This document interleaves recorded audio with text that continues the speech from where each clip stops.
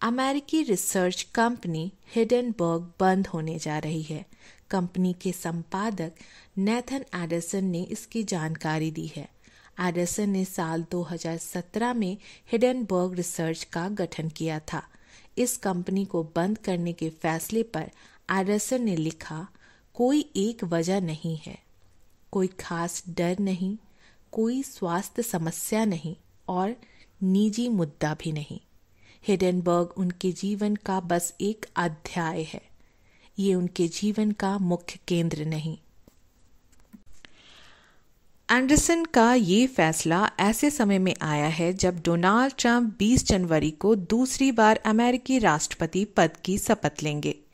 साथ ही हाल ही में अमेरिकी संसद की जुडिशियरी कमेटी के सदस्य और रिपब्लिकन लॉस गुडन ने न्याय विभाग से अदानी केस से जुड़े सभी दस्तावेज सुरक्षित रखने को कहा था।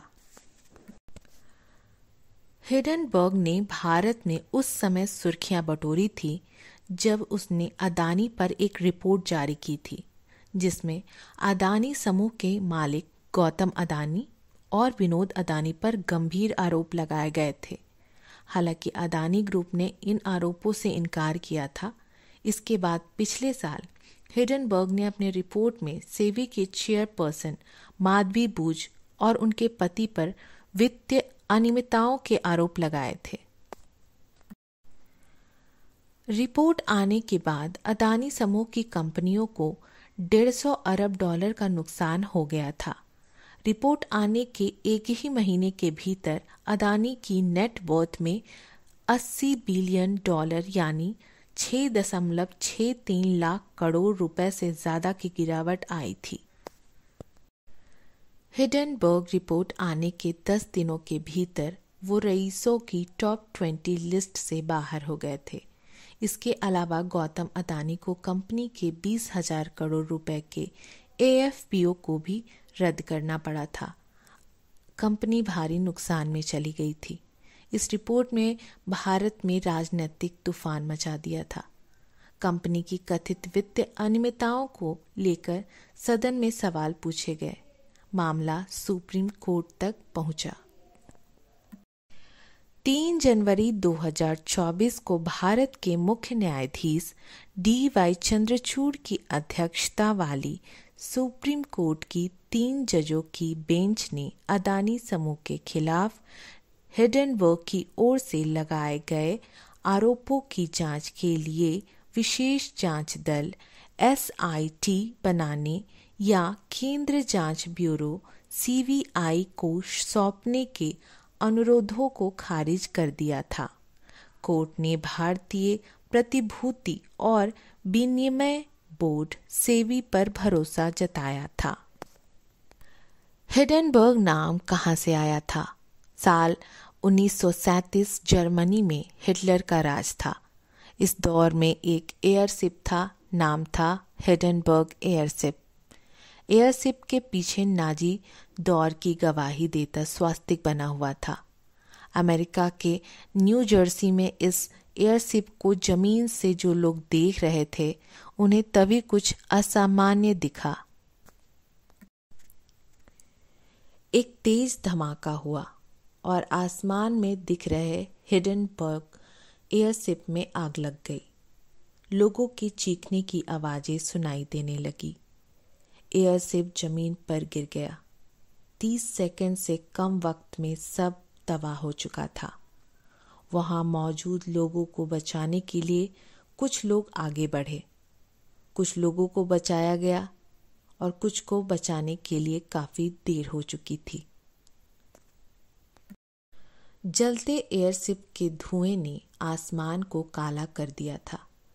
अब जो बचा था वो एयरशिप के अवशेष थे। इस एयरशिप में 16 हाइड्रोजन गैस के गुब्बारे थे।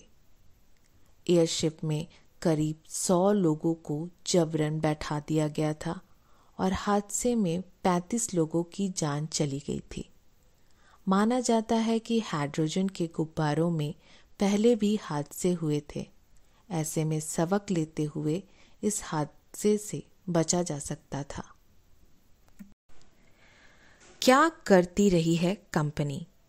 हिडेनबर्ग रिसर्च, जिसका मुख्य काम शॉर्ट सेलिंग था, ये कंपनियों पर अपनी रिपोर्ट के जरिए उनमें अपनी पोजीशन बनाती थी, जिससे पता चल सकता था कि क्या कुछ कंपनियों के बाजार मूल्य में गिरावट आ सकती है। कंपनी के फाउंडर नेट एडिसन खुद को एक एक्टिविस्ट शॉर्ट सेलर बताते रहे हैं। हिडेनबर्ग रिसर्च 2017 से काम कर रही है।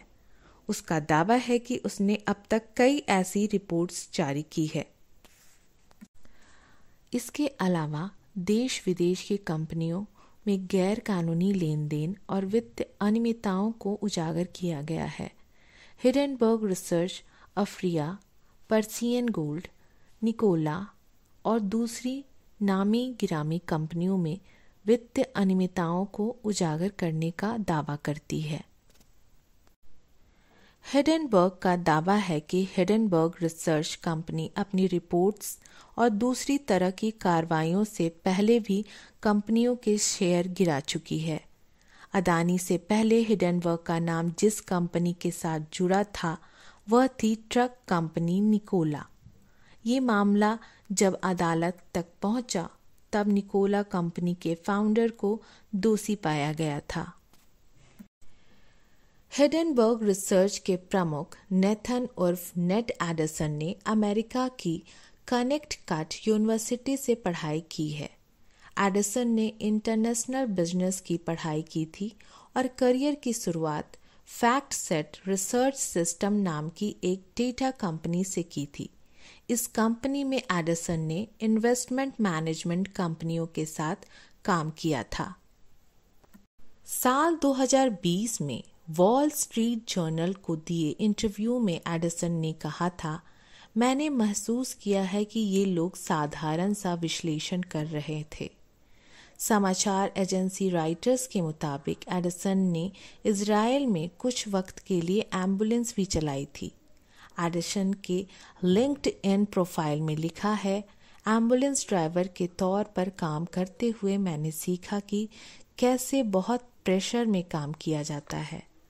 एडिसन के इसी प्रोफाइल में लिखा है कि उनके पास 400 घंटों का मेडिकल अनुभव भी है। कई इंटरव्यू में एडिसन अपना रोल मॉडल अमेरिकी अकाउंटेंट हैरी मार्कोपोलोस को बताते हैं। एडिसन के रोल मॉडल हैरी ने भी 2008 के बेनार्ड मेडॉफ पोजी स्कीम में जुड़े भ्रष्टाचार के बारे में लोगों को बताया था।